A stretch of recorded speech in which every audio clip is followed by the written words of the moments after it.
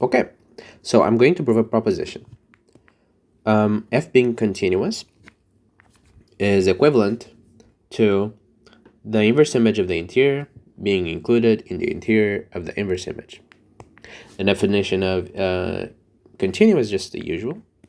It's that for all opens, the inverse image of an open is open. That's all. Okay. Oh, and this little guy, this is just an inverse image. Okay. So I have a little note explaining here. So, on to the proof. Let's prove the implication direction first. So we're going to prove that if we have continuity, in other words, if we have this, then this inclusion is going to be obeyed. Okay. So we want to prove an inclusion, right? What are basic facts about inclusion? About the interior and the inverse image, which is what we want to relate in this inequality, right? So, obviously the interior of B is inside B. Obviously, if A is included in B, then interior of A is included in B, in the interior of B. And if A is included in B, then the inverse image of A is included in the inverse image of B. Okay? Now, here there's an obvious application that we can make of these facts. Okay? When to prove an inclusion, right? We need to start with one, probably. The only inclusion we have to start with, the only one that is basically tautological, is this. Okay, so we know that the interior of B is included in B. Okay. And this gives us, if we want to pass to the inverse image, right? So we can apply this. So this gives us that the inverse image of the interior of B is included in the inverse image of B. Now we can keep going obtaining inclusions by applying the interior now. So if we know that okay, let's apply this one first. We know if we apply the interior here, then the interior of the inverse image of the interior of B is included in this one.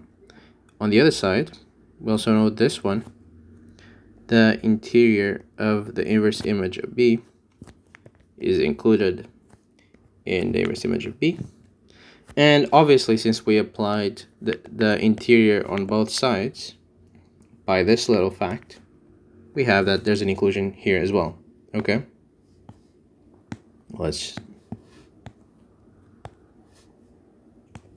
Now, if we look at what we want to prove, we want the inverse image of the interior of B. We have that here.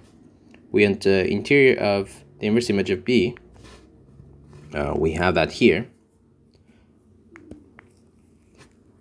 So, relative to the other ones, if you look here, we have the interior of B, so this is open. We have the inverse image of the interior of B, since this is continuous. This is open. Okay, and that's what we should immediately recognize. Therefore, the interior of the inverse image of the interior of B, the interior of an open, is just the open itself, right?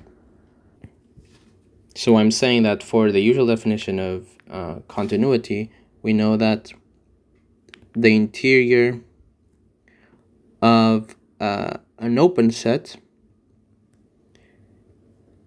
is open. That's all. And therefore, I just copied the same table below. And therefore, here we can just erase the interior, because the interior of an open is just open itself. And what we get is exactly what we wanted. The inverse image of the interior of B is a subset of the interior of the inverse image of B. Okay, so that's done. Now we want to prove in the other direction. Okay, proof of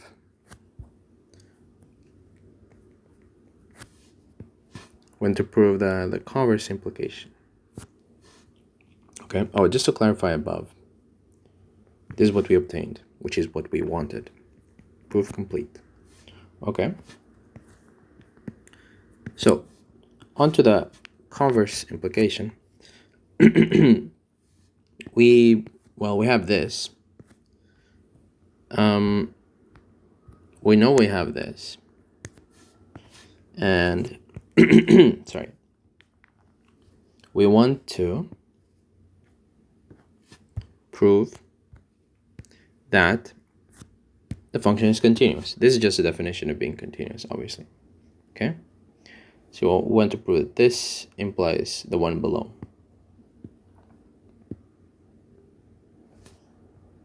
Okay, let me just. So let's say let V be an open set. Okay. We have to prove that it is an open set. The obvious thing to do, right, is apply our inclusion to V, and then we obtain inverse image of V of the interior of V is included in the interior of the inverse image of V.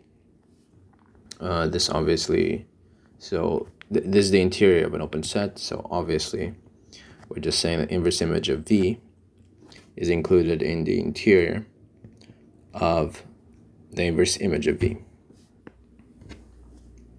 So we get that a set is included in its own interior. But I mean, we know that the interior of this is included in this. Okay, the interior of a set is smaller than its inclusion. It's smaller than the set. So obviously we have double inclusion, so they're equal. That's all. So so the set is equal to its interior, which implies that f of V is open. And just to clarify, because the interior of V is equal to V is the same as V being open.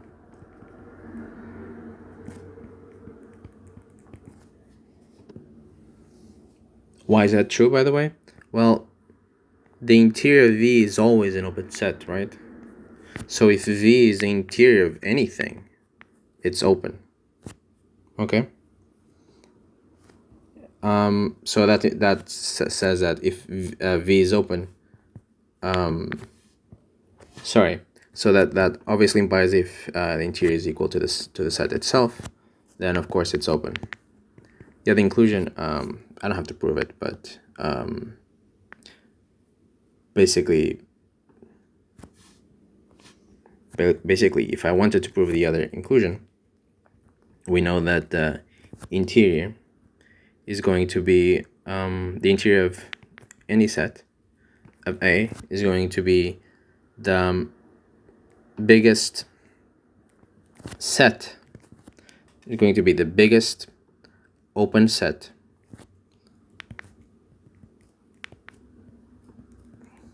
such that it's included in the set itself, right? Now, I mean, obviously, if A is open, the biggest set that is included in A is going to be A itself, obviously. Okay? And that's how we get that if V is open, we have that the interior of V is open. Because obviously the greatest set included in V is V itself. Well, the greatest open set. But yeah, that's all.